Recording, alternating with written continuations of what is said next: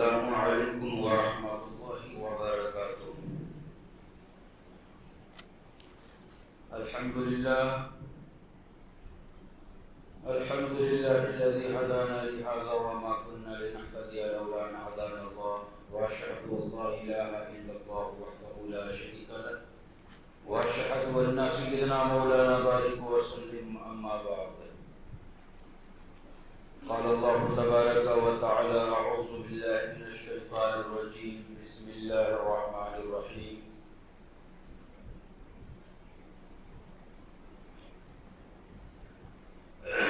رب اشرح لي صدري ويسر لي أمري واحلل عقدة من لساني يفقهوا قولي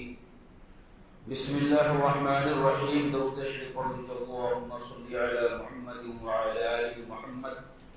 كما صليت على إبراهيم وعلى آل إبراهيم إنك حميد مجيد اللهم بارك على محمد وعلى آل محمد كما باركت على إبراهيم وعلى آل إبراهيم إنك حميد مجيد۔ محترم بزرگوں، دوستوں اور عزیز ساتھیوں، اللہ تبارک و تعالیٰ کا لاکھوں شکر و احسان ہے کہ اللہ تبارک و تعالیٰ نے ہم تمام مسلمانوں کو جمعہ کا مبارک دن عطا فرمایا اور جمعہ کی نماز ادا کرنے سے پہلے چند باتیں قرآن و حدیث کی روشنی میں سننے اور سنانے کا موقع عطا فرمایا۔ میرے دوستو، اسلامی کیلنڈر کے اعتبار سے اسلام کا سب سے پہلا مہینہ محرم الحرام کا مہینہ چل رہا ہے اور آج اس مہینے کا یہ تیسرا جمعہ ہے۔ گزشتہ جمعہ میں نے آپ حضرات کے سامنے کربلا کے واقعے کو بیان کرنے کی کوشش کی تھی۔ جمعہ کے بیان میں حضرت مسلم بن عقیل رضی اللہ تعالی عنہ کی شہادت کا واقعہ آپ کے سامنے رکھا تھا، اور پھر اس کے بعد 10 محرم کو جو اس مسجد میں جلسہ ہوا، اس جلسے میں حضرت امام حسین رضی اللہ تعالی عنہ کے ساتھ جو کربلا میں واقعہ پیش آیا، مدینہ سے مکہ کی طرف آنا اور پھر مکہ سے کوفہ کی طرف جانا اور پھر کوفہ سے کربلا تک پہنچا دیا جانا، یہ تمام واقعات تفصیل سے جلسے کے دن بیان ہو چکا ہے، اور میں نے اس وقت میں یہ کہا تھا کہ جو باتیں رہ گئی ہیں انشاءاللہ ان باتوں کا ذکر جمعہ میں کیا جائے گا۔ تو میرے دوستو، ما بقیہ بات انشاءاللہ آج بیان کرنے کی کوشش کروں گا، اور ساتھ ہی یہ بھی بتلانے کی کوشش کروں گا کہ حضرت امام حسین رضی اللہ تعالی عنہ نے کربلا کے میدان سے امت مسلمہ کو کیا سبق دیا، کیا درس دیا، ان چیزوں کا بھی ذکر کروں گا۔ اللہ تبارک و تعالیٰ سے میری یہ دعا ہے کہ اللہ مجھے قرآن و حدیث کی روشنی میں صحیح کہنے کی توفیق عطا فرمائے، اور جو بھی باتیں کہی جائیں ان تمام باتوں کے اوپر مجھے بھی اور تمام سامعین کو بھی عمل کرنے کی توفیق عطا فرمائے، آمین ثم آمین۔ میرے دوستو، گزشتہ جو بیان ہوا تھا اس کا مختصر اشارتاً آپ کے سامنے رکھ دینا مناسب سمجھتا ہوں، تاکہ جو باتیں ذہن سے نکل چکی ہے وہ تازہ ہو جائے اور پھر آگے کی بات سمجھنے میں آسانی پیدا ہو۔ حضرت امام حسین رضی اللہ تعالی عنہ قادسیہ جب پہنچتے ہیں، 1000 کا لشکر حر بن یزید لے کر کے آتا ہے، ابن زیاد کو کوفہ کا حاکم بنایا جاتا ہے۔ اس کے بعد یہ تمام مسئلے پیدا ہوتے ہیں۔ ابن زیاد کا یہ حکم تھا کہ دریائے فرات کے اوپر قبضہ کر لو اور امام حسین اور ان کے جتنے بھی ساتھی ہیں سبوں کے اوپر پانی کو بند کر دو۔ چنانچہ ایسا ہی کیا گیا۔ محرم کی 9 تاریخ کو 4000 کا لشکر لے کر کے ابن زیاد نے ایک صاحب کو بھیجا، وہ آئے اور آنے کے بعد ہر 4 جانب سے حضرت امام حسین اور آپ کے ساتھیوں کو گھیر لیا۔ پھر اس کے بعد کہا کہ ابھی ہم مقابلہ کریں گے، لیکن حضرت امام حسین رضی اللہ تعالی عنہ نے اس وقت میں یہ کہا تھا کہ مجھے آج کی رات یعنی 10ویں کی رات صبح ہو کر کے محرم کی 10 تاریخ تھی، اس رات کو آپ نے اجازت یہ مانگی کہ بھائی ابھی ہم جنگ نہیں کریں گے بلکہ ایک رات کی مہلت ہمیں دے دو۔ چنانچہ مہلت مل گئی۔ اب وہ رات سب سے پہلے آپ نے بنو عقیل کے اندر جو آپ کے ساتھ تھے، مسلم ابن عقیل رضی اللہ تعالی عنہ کے صاحبزادہ اور ان کی اولاد، ان کو آپ نے نصیحت کی اور چلے جانے کا آپ نے حکم دیا، لیکن ان لوگوں نے انکار کر دیا کہ نہیں، جو بھی ہوگا ہم آپ کے ساتھ آخر تک رہیں گے۔ پھر اس کے بعد آپ خواتین میں گئے، اپنے گھر کی عورتوں اور اہل بیت کو آپ نے وصیت کی، اور وصیت کے اندر جو باتیں آپ نے کہی وہ تمام مسلمانوں کو اور حضرت امام حسین کو کے ماننے والوں کو ان وصیت ناموں کو سننا اور پڑھنا چاہیے۔ آپ نے وصیت کی تھی کہ آج کی رات ہمارے لیے آخری رات ہے اور کل کا دن ہمارے لیے آخری دن ہوگا۔ یہ جب ہمیں شہید کر دیا جائے تو ایسی صورت پہ آپ لوگ ہماری نعش کے اوپر رونا نہیں، چیخنا اور چلانا بھی نہیں، اور پھر اس کے بعد اپنے کپڑے نہیں پھاڑنا، ماتم نہیں کرنا۔ حضرت امام حسین رضی اللہ تعالی عنہ نے اپنے وصیت کے اندر ماتم کرنے سے اپنے گھر والوں اور اہل بیت کو منع فرمایا تھا۔ چنانچہ پھر اس کے بعد پوری رات آپ اور آپ کے ساتھی اور آپ کے بچے اہل بیت مکمل طور پہ ذکر و اذکار اور رات بھر تلاوت اور نمازوں کے اندر جو ہے گزاری۔ یہاں سے ہم مسلمانوں کو یہ سبق ملتا ہے کہ جب بھی ہمارے اوپر مصیبت آ جائے اور ہمیں یقین ہو جائے کہ بھائی اب ہمارا آخری وقت ہے تو ہم عبادتوں میں اضافہ کرتے ہیں، ذکر و اذکار میں اضافہ کرتے ہیں۔ اگر کسی سے ہم سے غلطیاں ہوئی ہیں تو ہم جاننے پہچاننے والوں سے معافی تلافی کر لیں اور اللہ تبارک و تعالیٰ سے لو لگائیں، اللہ سے مدد حاصل کریں۔ اگر ہماری موت اللہ نے اس حادثے کے اندر مقدر نہیں رکھی ہے تو انشاءاللہ اللہ تبارک و تعالیٰ کی ایسے وقت میں مدد ضرور آئے گی، لیکن اگر ہماری موت ایسے حالات میں مقدر میں لکھ دی گئی ہے تو ایسی صورت میں پھر وہ ہو کر کے رہے گا۔ یہ ہمارا یقین اور اعتقاد اپنی تقدیر کے اوپر اس طریقہ پر ہونی چاہیے۔ بہرکیف میرے دوستو، صبح ہوا، فجر کی اذان ہوئی، اذان کے بعد نماز ہوئی، نماز کے بعد آپ نے اہل کوفہ والوں سے خطاب کیا۔ اس کے اندر آپ نے حسب و نسب کو گنایا اور کہا کہ تم یقین رکھو میں خود آیا نہیں ہوں بلکہ تمہارے خطوط ہمارے پاس آئے تھے، تم لوگوں نے ہمیں بلایا اور پھر خط آپ نے نکالے تھیلے سے، ہر ایک کسی کا نام لے کر کے آپ نے کہا کہ وہ فلاں ابن فلاں، فلاں ابن فلاں، تم نے یہ خطوط لکھے تھے، لیکن سبوں نے جھٹلا دیا اور انکار کر دیا۔ بہرکیف پھر آپ نے اپنے نسب کو گنایا کہ تم ہمارے نسب کو دیکھو، محمد مصطفیٰ ہمارے نانا جان ہے۔ نبی کریم صلی اللہ علیہ وسلم نے میرے اور میرے بھائی حسن کے تعلق سے مشہور حدیث بیان فرمائی تھی کہ ہمارا یہ نواسہ جنت میں نوجوانوں کا سردار ہوگا۔ کیا تمہارے لیے یہ زیب دیتا ہے کہ تم مجھے میدان کربلا میں دھوکے سے بلاؤ اور مجھے قتل کر دو؟ میں جہاں سے آیا ہوں وہی مجھے چلے جانے دو، یا اگر نہیں تو ایسی صورت میں یزید کے پاس خود چلا جاتا ہوں، یا پھر ہمیں اگر ایسا بھی نہیں کر سکتے تو مسلمانوں کے سرحد پہ مجھے چلے جانے دو، کفاروں کے ساتھ میں وہاں پہ جہاد کر لوں گا۔ لیکن ابن زیاد اور ان کی فوج نے ایک بھی نہ سنی، اور پھر اس کے بعد جب دیکھا کہ دیر ہو رہی ہے تو مد مقابل کی طرف سے سب سے پہلے جو ہے تیر برسائے گئے۔ یہاں پہ حضرت امام حسین رضی اللہ تعالی عنہ نے ایک سبق دیا کہ جب حر ابن یزید 1000 کا لشکر لے کر کے آیا تھا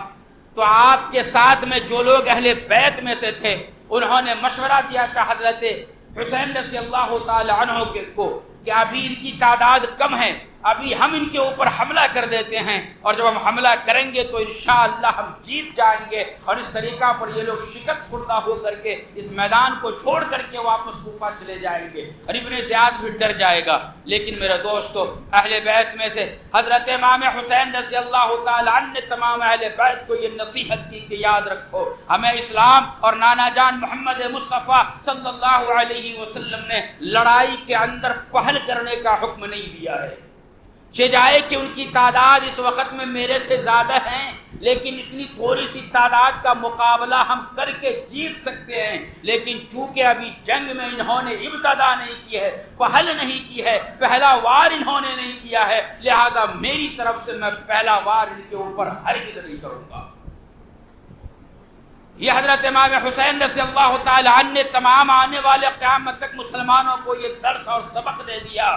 کہ مسلمانوں، اگر تمہارا کسی سے مقابلہ ہو، کسی مسلمان سے تمہارے ان بن ہو گئی ہو، تو ایسی صورت میں تم انہیں معاف کر دیا کرو، تم اپنی طرف سے اس کو مارنے کے لیے پہلے پلاننگ ہرگز مت کرو۔ یہ حضرت امام حسین نے کربلا کے میدان سے تمام مسلمانوں کو درس اور سبق دیا۔ آج ہم مسلمان تھوڑی باتوں کے اوپر ایک دوسرے سے جھگڑ کر کے مد مقابل کے اوپر ہم حملہ کر دیتے ہیں کمزور جانتے ہوئے، اور نہ جانے اسے موت کے گھاٹ بھی بسا اوقات اتار دیا جاتا ہے۔ یہ حسینیوں کا یہ کام نہیں ہے، بلکہ یزیدیوں کا یہ کام ہوا کرتا ہے۔ اگر ہم اور آپ حسینی ہیں، حضرت امام حسین کی سچی اور پکی محبت ہمارے دلوں میں ہے، تو ہمارے دلوں سے ان لوگوں کے لیے جن کے لیے نفرتیں ہم اور آپ نے پال رکھی ہیں، ان نفرتوں کو محبت میں تبدیل فرمائیے۔ اللہ ہم سبوں کی مدد فرمائے اس کے اوپر۔ بہرکیف میرے دوستو، حضرت امام حسین رضی اللہ تعالی عنہ نماز کا جب وقت آیا تو آپ نے دشمنوں سے یہ کہا کہ بھائی تھوڑی دیر کے لیے روکو، ہمیں نماز پڑھنی ہے۔ لیکن دشمنوں نے کہا کہ نہیں، نماز کی اجازت نہیں ہوگی۔ چنانچہ میرے دوستو، اہل بیت کے دل کے اندر نماز کی محبت کیسی تھی؟ نماز کی محبت اس طریقہ پر پیدا ہو چکی تھی کہ جنگ کے میدان کے اندر جہاں ہر وقت ہر ایک سیکنڈ ہماری جان کو خطرہ ہے، ان کی جان کو خطرہ تھا، لیکن جو ہی نماز کا وقت آیا تو ایسی صورت میں آپ نے صلاۃ الخوف کے طریقہ پر کہ آدھے لوگ اس کے اندر نماز پڑھیں گے، پھر آدھے کی جب نماز ہو جائے گی تو ماں بقیہ آدھے آ کر کے پھر نماز پڑھیں گے، اس طریقہ پر صلاۃ الخوف کے پڑھنے کا طریقہ ہے۔ چنانچہ اس طریقہ پر تمام کے تمام حضرت امام حسین رضی اللہ تعالی عنہ اور ان کے ساتھیوں نے اس طریقہ پر نمازیں ادا کی۔ نمازیں ادا اس طریقہ پر کر کے قیامت تک آنے والے تمام مسلمانوں کو یہ درس دے دیا کہ مسلمانوں یاد رکھو، جب نماز تمہارے اوپر فرض ہو گئی، اللہ نے تمہیں عقل و شعور سے نواز دیا، جب تم بالغ ہو گئے اور تمہارے اوپر نمازیں فرض ہو گئی ہیں، تو ایسی صورت میں تم چار جانب سے مصیبتوں میں پھر کیوں نہ جاؤ، کسی بھی پریشانیوں کے اندر پھنس کیوں نہ جاؤ، تمہیں نماز ہر حال میں پڑھنا ہے، ہر حال میں پڑھنا ہے۔ نماز تمہارے اوپر فرض ہونے کے بعد پھر معاف نہیں ہے، مرنے کے بعد ہی اس کی ذمہ داری ختم ہوگی۔ لیکن میرے دوستو، آج ہم مسلمانوں کا حال یہ ہے کہ ہم کاروبار میں لگے رہتے ہیں، نماز کی فرصت نہیں، اپنے گھر کے اندر بیٹھے رہتے ہیں، نماز کی فرصت نہیں، اپنے ساتھ دوستوں کے ساتھ بیٹھ کر کے باتیں کرتے رہتے ہیں، نماز کی فرصت نہیں۔ حضرت امام حسین رضی اللہ تعالیٰ عنہ نے کربلا کے میدان میں نماز پڑھ کر کے یہ ثابت کر دیا کہ وہ مسلمانوں، میرے اس وقت میں اس روئے زمین کے اوپر تمام ہر چار جانب سے دشمنوں نے ہمارے اوپر حملہ کیا ہوا ہے، اور ہم تلواروں اور نیزوں کے سائے کے اندر اس وقت میں اپنی زندگی کو گزار رہے ہیں۔ اگر ہم ایسی صورت میں اگر نماز کو نہ پڑھیں تو ایسی صورت میں چونکہ نانا جان نے یہ بشارت ہمیں دی تھی کہ ہمارا یہ بیٹا اور ہمارے بھائی کے بارے میں کہ حسن جنت میں نوجوانوں کا سردار ہوگا، مجھے جنتی دنیا کے اندر اللہ کے نبی نے بیان فرما دیا تھا، اگر میں نماز نہ پڑھوں تو ایسی صورت میں اللہ میرے سے نہ پوچھے گا۔ لیکن میں یہ پڑھ کر کے بتلانا چاہتا ہوں مسلمانوں، سبق دینا چاہتا ہوں کہ ہر حال میں تمہیں نماز پڑھنی ہے۔ یہ سبق دیا ہے میرے دوستو حضرت امام حسین رضی اللہ تعالیٰ عنہ نے کربلا کے میدان سے۔ آج ہم یہ دیکھتے ہیں کہ ہمارے درمیان میں 6 قسم کے نمازی پیدا ہو چکے ہیں، 6 قسم کے نمازی، اصلی، فصلی، نقلی، 8 کی، گھاٹ کی اور 360 کی۔ اصلی نمازی جو اللہ تبارک و تعالیٰ کو حاضر و ناظر جانتا ہو، قرآن و حدیث کے اوپر عمل کرتے ہوئے وہ نماز پڑھتا ہو، اللہ تبارک و تعالیٰ ایسا ہی نمازی ہم تمام مسلمانوں کو بنائے۔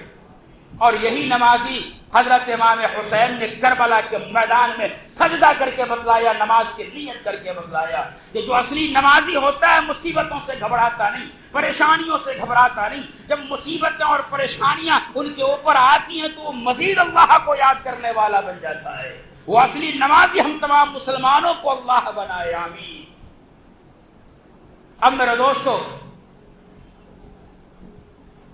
نمازیوں کے اقسام تو میں نے آپ کے سامنے رکھ دیے، لیکن تفصیل میں جاؤں تو کافی وقت نکل جائے گا۔ بہرکیف حضرت امام حسین رضی اللہ تعالی عنہ سجدے میں آپ نے سر رکھا ہوا ہے، اور شمر جل جوشن اس نے آگے بڑھ کے آپ کے سر کو تن سے جدا کر دیا۔ انا للہ و انا الیہ راجعون، جدا ہو گیا سر۔ ایک ایک کر کے آپ نے کربلا کے میدان میں اپنے بیٹوں کو،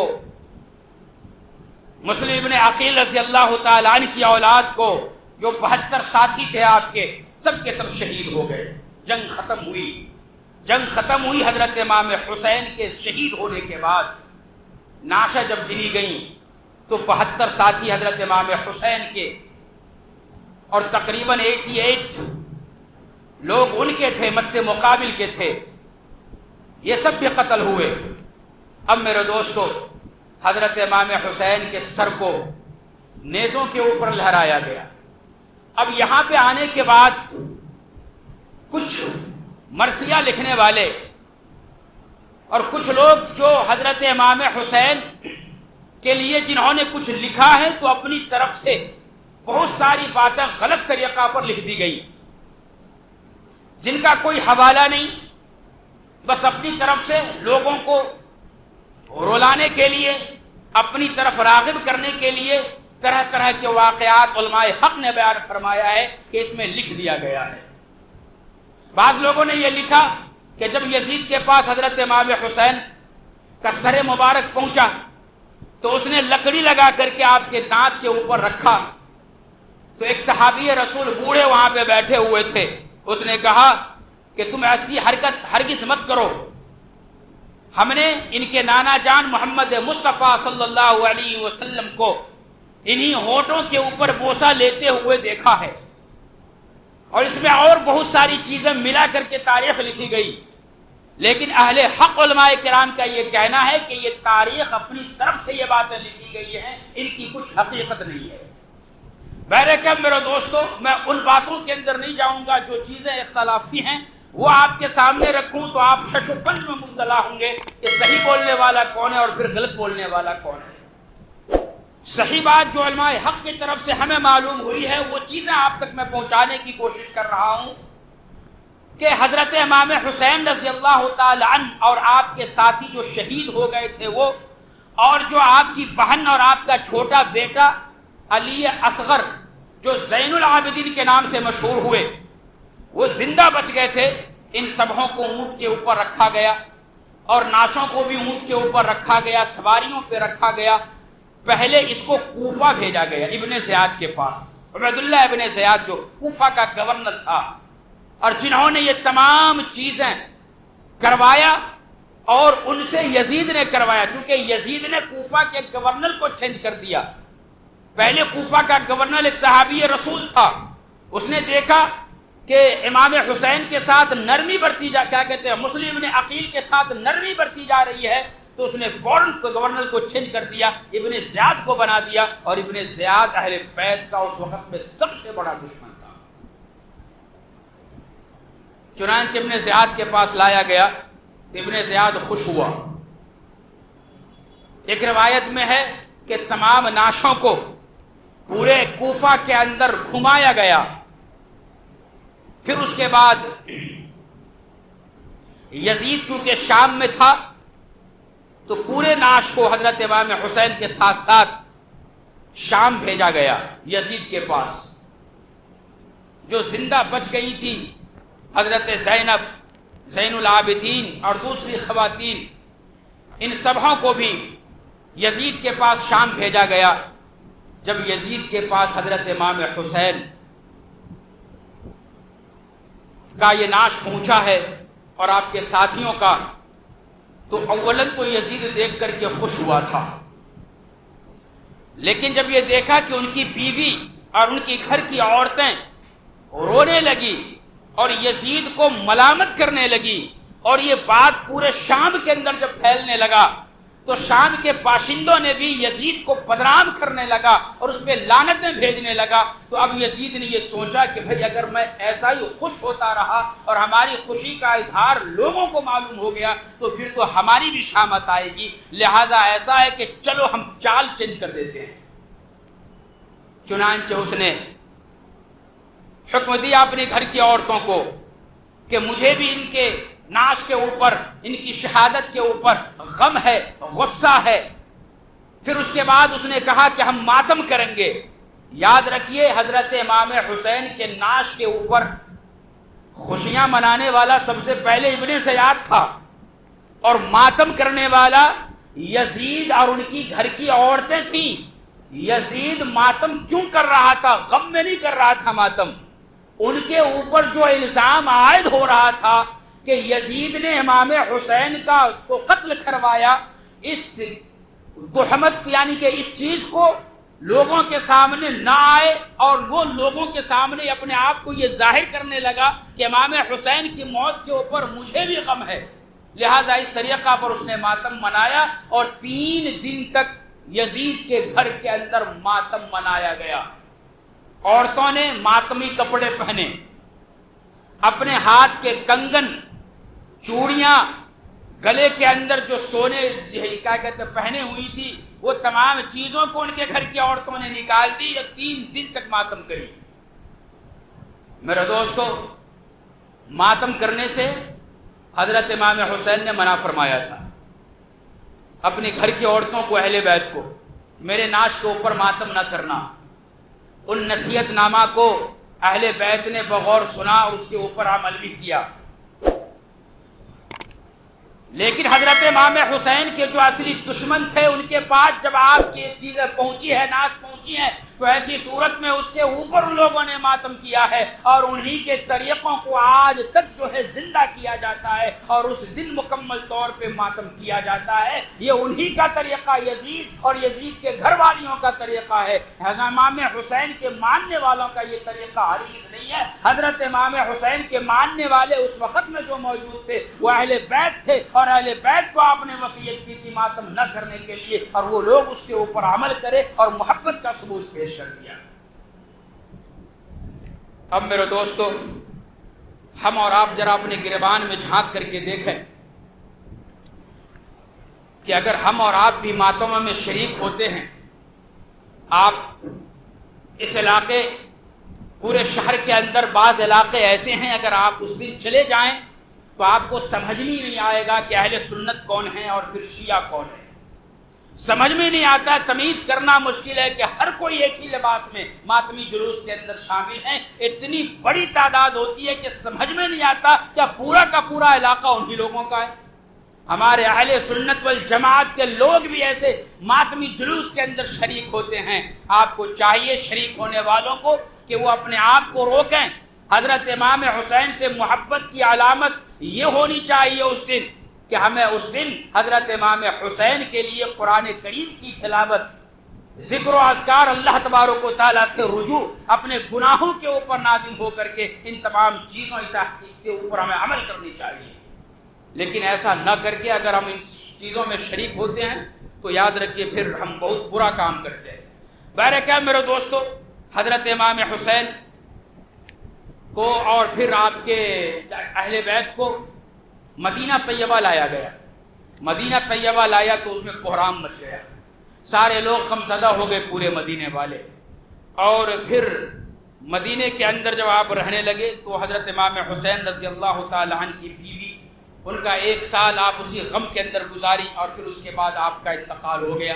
اس درمیان میں آپ کے کیا رشتہ داروں نے کہا کہ آپ دوسری شادی کر لو، لیکن آپ کی بیوی نے کہا کہ نہیں، نبی کریم صلی اللہ علیہ وسلم میرے سسر ہیں، میں نہیں چاہتی کہ ان کے بعد میرا کوئی دوسرا سسر ہو. 1 سال کے بعد آپ کا انتقال ہو گیا. انا للہ و انا الیہ راجعون. بہرکیف میرے دوستو، جن لوگوں نے حضرت امام حسین رضی اللہ تعالی عنہ کے قتل کے اندر شرکت کی، اللہ تبارک و تعالیٰ نے ان سبوں کا برا انجام اس دنیا کے اندر فرمایا. چنانچہ ابن جوزی رحمۃ اللہ علیہ ہیں، انہوں نے اس طرح کے کئی واقعات جو ہے کتاب کے اندر لکھے ہیں. علماء حق یہ بیان فرماتے ہیں ابن جوزی رحمۃ اللہ علیہ سے کہ ایک آدمی تھا جو اچانک نابینا ہو گیا، تو ان سے پوچھا بھائی لوگوں نے کہ تمہاری آنکھ کی بینائی کیوں چلی گئی؟ تو اس نے یہ کہا کہ میں قاتلان حسین کے اندر شامل تھا، جب میں وہاں سے اپنے گھر میں آیا اور جب میں سویا تو میں نے خواب میں دیکھا محمد مصطفیٰ صلی اللہ علیہ وسلم اپنے آستین کو اس طریقہ پر اوپر چڑھائے ہوئے، دونوں آستین کو، ان کے سامنے ایک چمڑے کا چمڑا رکھا ہوا ہے، اس کے اوپر جس کے اوپر انسان کو ذبح کیا جاتا ہے۔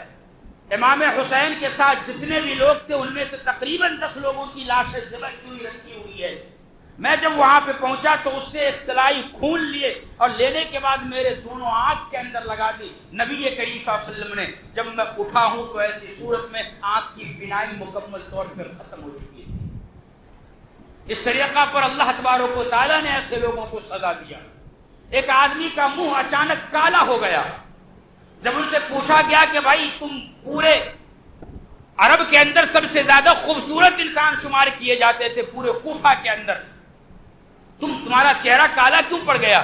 تو اس نے یہ کہا کہ قاتلان حسین کے بعد جب بھی میں آ کر کے سوتا ہوں 2 آدمی فرشتوں میں جو مجھے معلوم ہوتا ہے وہ آتے ہیں اور آنے کے بعد میرا بازو دونوں پکڑتے ہیں، پکڑنے کے بعد ایک آگ کے اندر جا کر کے مجھے ڈال دیا جاتا ہے۔ جب آگ میں ڈالا جاتا ہے میں بالکل بیدار ہو جاتا ہوں اور پریشانی کے عالم میں اٹھ جاتا ہوں، مجھے نیند بھی نہیں آتی، اور جب بھی سوتا ہوں یہی حال ہمارا ہوتا ہے، جس کی وجہ سے میرا چہرہ کالا ہو گیا۔ ایک آدمی کے تعلق سے ابن جوزی نے بیان فرمایا کہ وہ اپنے گھر میں کسی کی دعوت کی اور قاتلان حسین کی جب بات نکلی، لوگوں نے کہا کہ جو لوگ بھی حضرت امام حسین کے قتل کے اندر شامل تھا دنیا کے اندر اللہ تبارک و تعالیٰ نے انہیں سزا دی۔ وہ بوڑھا آدمی کہنے لگا کہ نہیں میں بھی شامل تھا، مجھے تو کچھ نہیں ہوا۔ ابن جوزی رحمت اللہ علیہ آگے لکھتے ہیں کہ وہاں محفل سے اٹھنے کے بعد اپنے گھر میں گیا، چراغ کو صحیح کرنے لگا، چراغ کپڑے پہ گرا اور گرنے کے بعد کپڑے کو آگ لگی اور وہ مکمل طور پہ جھلس کر کے مر گیا۔ وہ کہتے ہیں کہ جب میں صبح میں گیا تو ایسی صورت میں وہ کالا تارکول بن چکا تھا جل کر کے۔ میرے دوستو، جس نے حضرت امام حسین رضی اللہ تعالی عنہ کو دریائے فرات پہ جب آپ پانی پینے کے لیے گئے تو اس نے جو ہے آپ کو تیر مارا تھا، حسیس بن نمیر جس کا نام ہے، تو اللہ تبارک و تعالیٰ نے اس کے اوپر عذاب اس طریقہ پر مسلط کیا کہ اسے پیاس لگتی تھی، پانی پیتا تھا، پھر پیاس لگتی تھی، پھر پانی پیتا تھا، پھر پیاس لگتی تھی، حتیٰ کہ اس قدر وہ پانی پیتا گیا کہ ان کا پیٹ پھٹ گیا اور وہ مر گیا تڑپ تڑپ کے۔ اس کے بعد میرے دوستو یاد رکھیے، مختار ثقفی جن کو قید کے اندر ڈالا تھا اور حضرت مسلم ابن عقیل کوفہ کے اندر انہی کے گھر میں ٹھہرے تھے، ابن زیاد نے قید کر دیا۔ تو پھر اس کے بعد جب یہ پورا معاملہ ختم ہوا تو مختار ثقفی نے جیل سے ایک خط لکھا یزید کو کہ بھائی مجھے قید کیا گیا، مجھے نکالو تو صحیح۔ یزید نے مصلحتاً اس کو نکال دیا کہ نہیں نکالیں گے تو بنو ثقیف کے لوگ ہم سے مقابلہ کریں گے، پھر ایک خون ریزی ہوگی، چنانچہ نکالا۔ نکالنے کے بعد اس نے یزید تقریباً 3 سال 8 مہینہ یا پھر 2 سال 8 مہینہ زندہ رہا اور وہ بھی مر گیا۔ پھر اس کے بعد انہوں نے کہا کہ بھائی قاتلان حسین کا ہم جو قصاص لیں گے، تمام کوفہ اور شام والے ان کے ساتھ ہو گئے، اور ایسا ہوا کہ کوفہ کا گورنر یہ بن گیا۔ کوفہ کا جو ہی یہ مختار ثقفی گورنر بنا ہے تو ایسی صورت میں سب سے پہلے انہوں نے اعلان کیا کہ قاتلان حسین کے اندر جو لوگ بھی شامل تھے اس کے علاوہ سبوں کو امان دی جاتی ہے، جو لوگ بھی شامل تھے سبوں کے ساتھ جو ہے گرفتار کیا جائے گا اور ان کو مارا جائے گا۔ چنانچہ میرے دوستو تاریخ شاہد ہے، ایک دن میں 250 لوگوں کو گرفتار کر کے جو قتل کر دیا گیا، ذبح کر دیا گیا۔ یہ مختار ثقفی نے سبوں کا بدلہ لیا ہے۔ تو یہ تمام چیزیں تھے میرے دوستو، اور اس طریقہ پر واقعہ ختم ہوا۔ لیکن واقعہ سے جو ہمیں سبق ملا، نماز کا سبق حضرت امام حسین نے ہمیں دیا، جنگ میں پہل نہ کرنے کا سبق حضرت امام حسین نے ہمیں دیا۔ عورتیں پردہ میں تھیں تو عورتوں نے پردہ کا ہمیں حکم دیا کہ کچھ بھی ہو جائے اپنے عورتوں کو گھر میں پردہ میں رکھو، باہر بھی نکالنا ہے پردے میں نکالو، اور پردے کے اندر عورتوں کو اپنی زندگی گزارنے کا سبق ہمیں کربلا کے میدان سے ملتا ہے۔ اللہ تعالی ہم سبوں کو کہنے اور سننے سے زیادہ عمل کرنے کی توفیق عطا فرمائے، آمین۔ وآخر دعوانا